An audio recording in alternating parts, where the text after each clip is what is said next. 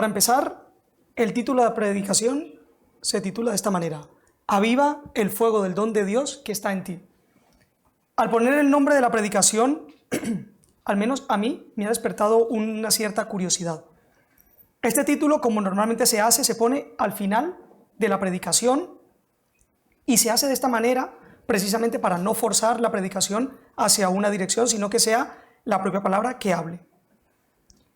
Espero que, al igual que a mí me ha pasado, podamos todos indagar en este texto y podamos hallar muchas cosas de valor y de aplicación para nuestra vida diaria, individuales, familiares y en esta comunidad, la Iglesia de San Sebastián de los Reyes. Nuestro texto de hoy es 1 Timoteo 1, del 3 al 12. Le pediría a Daniel Maita si puede, por favor, leerlo en voz alta. Doy gracias a Dios, al cual sirvo desde mis mayores con limpia conciencia, de que sin cesar me acuerdo de ti en mis oraciones noche y día, deseando verte al acordarme de tus lágrimas para llenarme de gozo, trayendo a la memoria la fe no fingida que hay en ti, la cual habitó primero en tu abuela Loida y en tu madre Eunice, y estoy seguro que en ti también. Por lo cual te aconsejo que avives el fuego del don de Dios que está en ti por la imposición de mis manos, porque no nos ha dado Dios espíritu de cobardía, sino de poder, de amor y de dominio propio. Por tanto, no te avergüences de dar testimonio de nuestro Señor, ni de mí, preso suyo, sino participa de las aflicciones por el Evangelio según el poder de Dios, quien nos salvó y llamó con llamamiento santo, no conforme a nuestras obras, sino según el propósito suyo y la gracia que nos fue dada en Cristo Jesús antes de los tiempos de los siglos, pero que ahora ha sido manifestada por la aparición de nuestro Salvador Jesucristo, el cual quitó la muerte y sacó a la luz vida y la inmortalidad por el Evangelio, del cual yo fui constituido predicador, apóstol y maestro de los gentiles, por lo cual asimismo padezco esto, pero no me avergüenzo, porque yo sé a quién he creído, y estoy seguro que es poderoso para guardar mi depósito para aquel día. Retén la forma de las sanas palabras que de mí oíste, en la fe y amor que es en Cristo Jesús. Guardad el buen propósito por el Espíritu Santo que mora en nosotros. Ya sabéis esto, que me abandonaron todos los que están en Asia, de los cuales son Figelo y Hemógenes. Vale, hasta ahí. Vale, gracias. Al leerlo, bueno, primero nos vamos a basar en el 6 y 7. Hemos leído todo esto para tener el contexto de todo el texto y nos vamos a basar en el 6 y 7, que dice de la siguiente manera: por lo cual te aconsejo que avives el fuego del don de Dios que está en ti por la imposición de mis manos, porque no nos ha dado Dios espíritu de cobardía, sino de poder, de amor y de dominio propio. Al leerlo me llamó la atención cómo empieza el versículo 6 y dice: por lo cual te aconsejo que. Al yo leer esto, vemos que aquí una persona está aconsejando a otra. En este caso, el escritor, que es Pablo, está dándole el consejo a Timoteo, que era un hombre de carácter tímido. También sabemos por las Escrituras que Pablo tuvo que escribirle varias veces acerca de que no tuviera temor por sufrir a causa del Evangelio. Así que vemos a un hombre que, aparte de ser tímido, necesitaba de alguien que estuviera allí animándole a actuar. Por eso Pablo le escribe precisamente estas palabras a Timoteo, primeramente exhortándole y segundo, de una manera escrita, estaba guiando sus pasos hacia donde tenía que ir. Pablo era como su padre espiritual y le escribe para animarle y darle aliento para que haga algo. Más adelante veremos qué le pide exactamente. Ahora vamos a cambiar un poco de rol y vamos a incluirnos nosotros. Por un momento ya no te llamas Juan, Pepe. Ahora vamos a pensar en que nosotros somos Timoteo. Esta carta nos la escribe alguien que nos quiere mucho y nos está aconsejando algo a nosotros mismos. Y entonces vamos a recibir como si fuese para nosotros, no hacia una persona cualquiera. Entonces, si nos está aconsejando alguien que queremos mucho, este consejo lo vamos a admitir como para nosotros. Esto vamos a hacer en el 6 y luego acabaremos en el 7. Vale, primera parte de Timoteo. Te aconsejo que, está claro que alguien que sin previo aviso te diga te aconsejo que, y sin pedir cuentas de nada intenta darte un consejo, sonaría como alguien prepotente, alguien que se mete en lo que no se le ha llamado. Pero bueno, este tema lo acabamos de resolver porque hemos dicho que nos está escribiendo a nosotros una persona que nos quiere mucho. Lo que se da por hecho es que si hay tanta confianza con esa persona, nos conoce tan bien que esa persona sabe que necesitamos el siguiente consejo que nos va a dar. Para yo poder entenderlo, lo que he hecho ha sido ir escalando poco a poco para ir viendo qué significa cada palabra. Al llegar a vives el fuego, ya hemos visto que el te aconsejo que es alguien que nos quiere mucho, nosotros queremos, nos está aconsejando algo. Ahora, la siguiente palabra es avives el fuego. Buscando en la RAE, quería ver qué decía la RAE acerca de avivar. En la RAE salían dos cosas. La primera era hacer que una cosa sea más viva o intensa. Como ejemplo ponía avivar el fuego. La segunda era hacer más perspicaz, agudo y rápido el ingenio, la inteligencia, los sentidos, etc. de una persona. Ejemplo, avivar el ingenio. Entonces podemos decir que avivar es una acción que ya se ha empezado, pero que se tiene que volver a hacer más esfuerzo en ella, para que ese resultado sea que ese fuego arda aún más, con más potencia.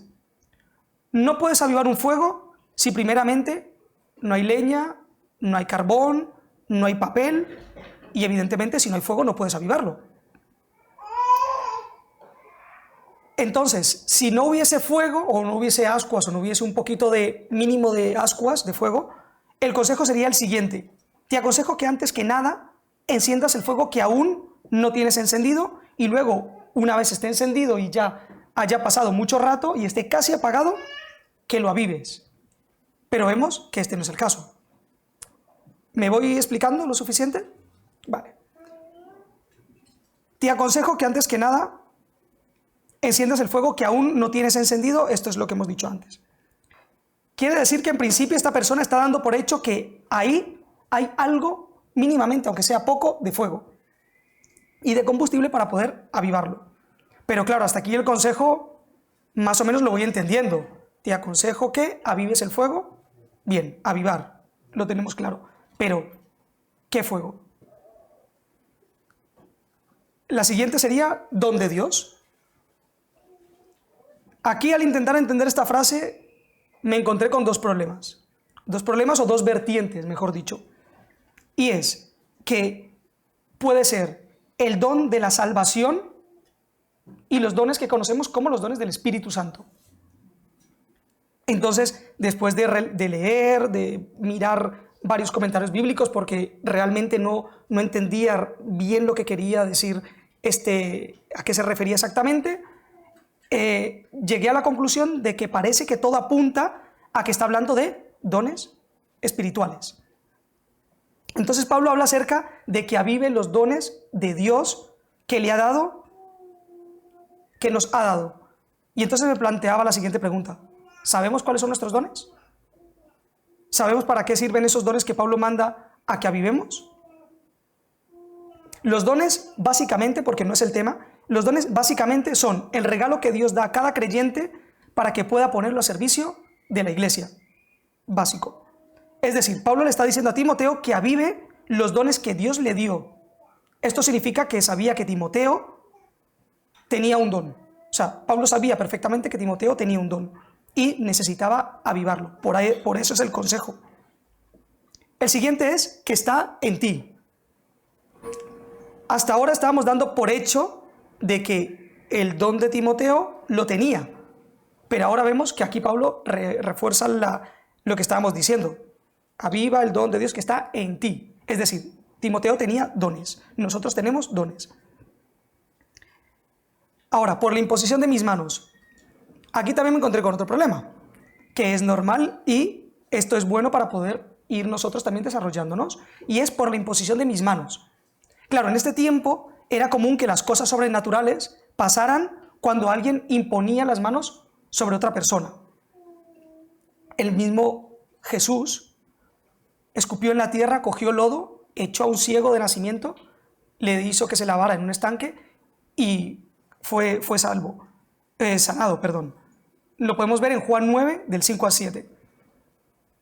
En nuestro contexto, podemos entender que el imponer las manos no da un poder especial, pero sí que da un sello de confirmación. Por ejemplo, cuando se encomiendan las personas a un pastorado, normalmente vienen varios pastores de otras iglesias y les imponen las manos. Es como una confirmación de que Dios ha dado ese ministerio a esas personas.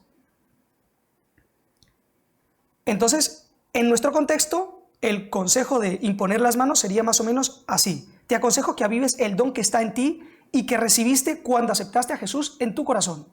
Ese sería nuestro consejo hoy en día. Hasta aquí, todo muy teórico, y vamos a llegar a la conclusión del primer punto, que es el versículo 6. Ahora volvamos al tema de nuestro amigo, que nos conoce y nos ha escrito por WhatsApp o nos ha escrito una carta y nos da el siguiente mensaje. Que avives el fuego de Dios que está en ti por la imposición de mis manos. Lo que nos está transmitiendo nuestro amigo es que el don que tenemos que avivarlo, tenemos que reanimarlo, darle más fuerza, darle más ímpetu. Pero claro, en mi mente aún siguen muchas dudas. Pero ¿por qué tengo yo que avivar ese don? Si ya lo tengo, no sería necesario hacer nada más, ¿no? Ya está todo hecho, ¿no? Sería lo lógico. Lo que yo pensé era, ¿para qué lo tengo que avivar? Si ya lo tengo, ya está, suficiente. Y es más, la siguiente pregunta que me surgía era, ¿y cuáles son los dones? En Romanos 12, del 3 al 8, que vamos a leer del 7 al 8, Romanos 12, del 6 al 8, perdón.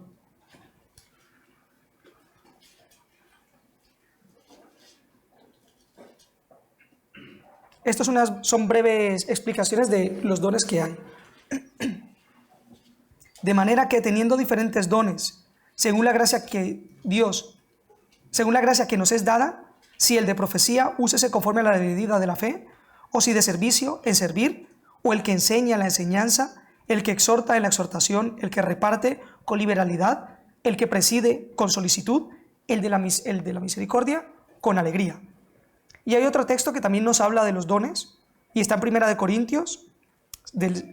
Corintios 12, del 7 al 11. Y aquí viene claro que es una manifestación del Espíritu. Dice la palabra de Dios, pero a cada uno les es dada la manifestación del Espíritu para provecho, porque a este es dada por el Espíritu la palabra de sabiduría, a otro palabra de ciencia según el mismo Espíritu, a otro el de la fe por el mismo Espíritu, y a otro dones de sanidades por el mismo Espíritu, a otro el hacer milagros, a otro profecía, a otro discernimiento de espíritus, a otros diversos géneros de lenguas y a otro interpretación de lengua. Pero todas estas cosas las hace uno y el mismo Espíritu, repartiendo a cada uno en particular como Él quiere.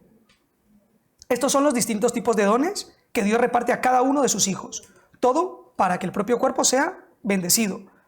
Aunque este no es el tema principal, insisto.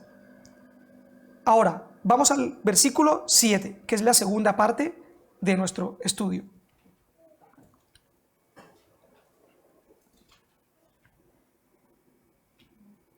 Porque no nos ha dado Dios espíritu de cobardía.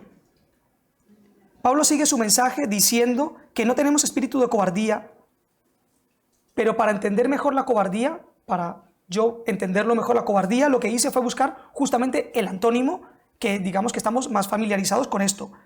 El antónimo de esta palabra es, lo contrario de cobardía es valor, esfuerzo, vigor, ánimo, denuedo, arrogancia, aunque pone que no llevado a su máximo exponente, y aliento. Es decir, que el Espíritu de Dios es todo esto. El Espíritu que nos mueve a que hagamos ciertas cosas es ese que nos da el valor suficiente ante las adversidades de la vida, el que hace que nos esforcemos aun cuando no podemos más, el que nos da el vigor para seguir adelante, el que nos da ánimo en momentos de dudas. Y este es el espíritu que Pablo quería que despertara o que avivara Timoteo.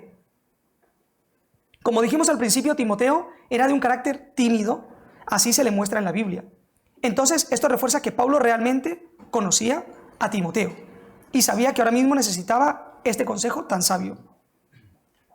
El siguiente punto es, sino de poder. Poder. La palabra poder,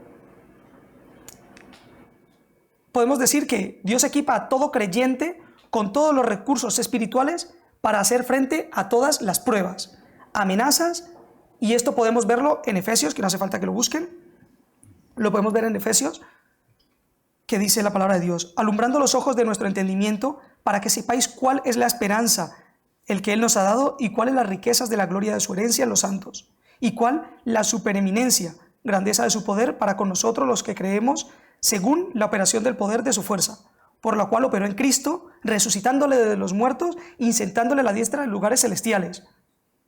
Cuidado, esto significa que el mismo poder que Dios tuvo para resucitar a Jesús de los muertos es el mismo que tenemos nosotros. ¿Os dais cuenta del poder tan grande que nosotros tenemos por medio del Espíritu Santo? El mismo que levantó a Jesús de los muertos. Entonces, claro, la siguiente pregunta era, ¿y qué clase de espíritu entonces es este que Dios nos ha dado?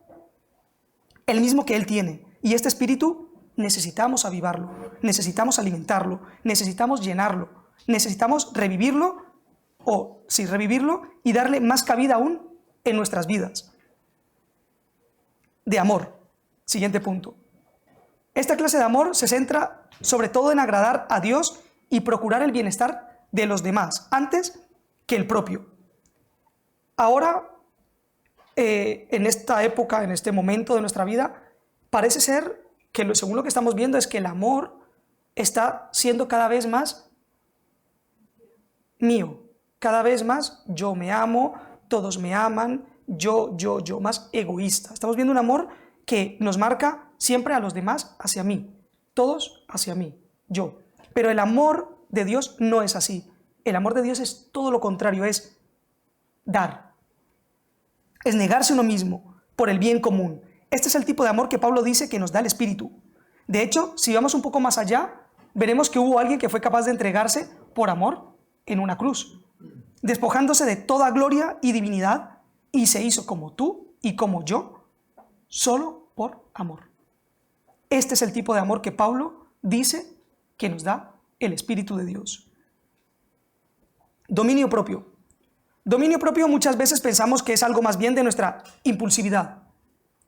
Y claro que forma parte de esto. Pero si seguimos en la misma línea, nos daremos cuenta que dominio propio en este caso se refiere más a nuestra vida en un ámbito espiritual. Pablo ahora mismo está tratando temas solo y exclusivamente espirituales, en este caso. Así que se refiere más a tener una mente disciplinada, a tener prioridades en orden, que sería lo opuesto a la cobardía, que genera desorden y confusión. Si tuviéramos más dominio en ese sentido, tendríamos como consecuencia controlar nuestra vida con sabiduría y confianza en cualquier situación que enfrentemos. ¿Por qué? Porque tenemos al Espíritu de Dios en nosotros. Claro, ahora, es verdad, todo esto es tan teórico que dices, bueno, y sí, me está dando el consejo, pero ¿cómo llevo yo todo esto a mi vida? ¿Cómo lo llevo a la práctica? ¿Cómo puedo avivar el don del Espíritu que habita en mí? ¿Cómo puedo conseguirlo? ¿Cuáles son las maneras? Y la respuesta es corta y directa, aunque es verdad que requiere de nuestro interés y de nuestro esfuerzo. La respuesta es mediante las disciplinas espirituales. ¿Y qué son las disciplinas espirituales? Las disciplinas espirituales es una práctica que me ayuda a crear espacios en mi vida para estar con Jesús. ¿Qué son las disciplinas espirituales? Es una práctica, o son unas prácticas que me ayudan a crear un espacio en mi vida para estar con Jesús. Esto lo aprendí de la pastora en las clases de la facultad. Disfrutando de su presencia y aprendiendo a obedecerle en todo. Esta es una de las definiciones de disciplinas espirituales. Ahora, hablando de disciplinas espirituales, vamos a ver tres grandes disciplinas espirituales. Estas tres disciplinas espirituales son las que estaremos tratando durante estos 3 siguientes domingos que tenemos por delante. Y son, primero, las internas, que tenemos la meditación, la oración, el ayuno y el estudio de la palabra. Estos son internas, nosotros solos, en nuestra habitación, en nuestra casa, fuera, donde sea. Externas, simplicidad, soledad, sumisión, servicio. Esto es más hacia el exterior.